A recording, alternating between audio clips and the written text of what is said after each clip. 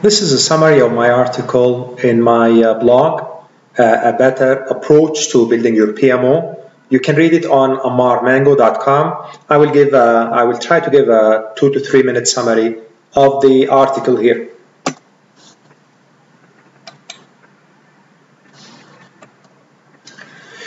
Why PMOs fail? There are lots of reasons, of course, but one of the reasons apparently is that they don't work sometimes because they were not designed to do what the organization needed them to do. This means the functionality might not be right, the user interface, the processes might not be in line with what the organization needs. Another reason for failure is that sometimes the PMO is too complicated, where it requires a higher level of specialty than what is available for the organization, which also means that many of the stakeholders that need information from the system will not be able to operate the system.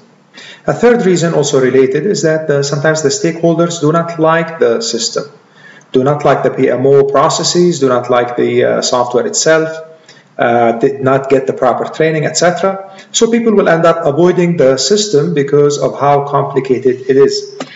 Now there is a way that can reduce the probability of failure, which is before you start a PMO setup, to think about getting a PMO architect. PMO architect should be someone with experience building PMOs.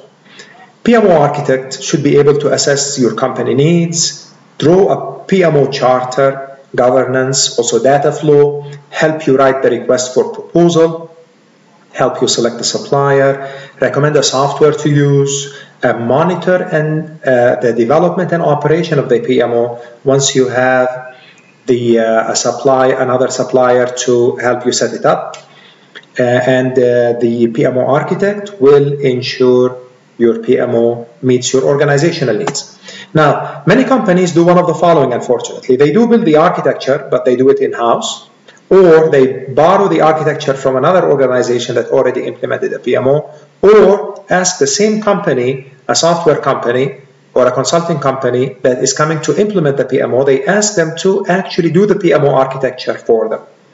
This complicates the matter and leads to failure because, first of all, your company might not have internally the expertise to do the PMO architecture. So it's better to do it with someone who has the expertise. Borrowing from someone else will cause a problem because it's not a one-size-fits-all. So a PMO from another company might not fit your needs. And finally, if you ask the developer or the consulting company that's coming to implement a PMO system to actually draw the architecture for you, they might already have a preset idea of what the system should look like, and they're going to try to draw the same system that they're used to for your company, and that might not fit your company. Now, the PMO architect can come in and ensure that you have a design of a PMO that will meet your needs. This design will ensure that the supplier will do a quality work that meets your needs. The architect can ensure that the PMO is operated properly while the supplier is working on setting up the PMO. The PMO might also be able to suggest some refinements as the PMO is implemented, and the PMO can become a trusted advisor for the client. Starting the discussion with a PMO architect will improve the chances of launching the PMO successfully, result in a higher return on investment from your PMO initiative, reduce learning curve and resistance, and improve chances of sustainability. Thank you very much for listening, and if you'd like to read the article, it is on ammarmango.com.